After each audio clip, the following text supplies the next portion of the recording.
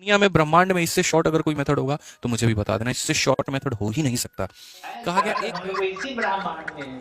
कभी देखिए तो सही। चलिए इसी क्वेश्चन को हम डील करते हैं, रेशियो मेथड से आराम से डील करेंगे। चलिए तो याद रखिएगा, 10% का 10% चक्रवृद्धि ब्याज की बात किया। 10% में क्या है, जो 4,000 रुपया है। तो चलिए इसको देखिए, 10% का अगर 100 का 10% निकालेंगे तो 10 10 रुपया होगा एक साल का चक्रवृद्धि ब्याज।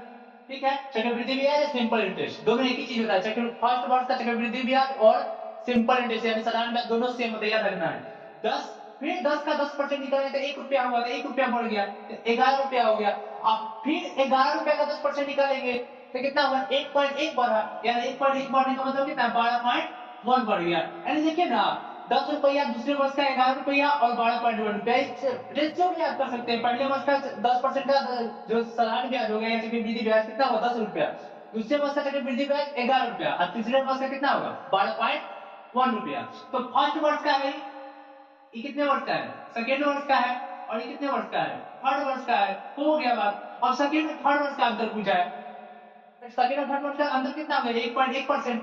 तो 4,000 रुपया का आप निकालेंगे, 1.1% निकालेंगे तो कितना हो गया, 2 जीरो से 2 जीरो।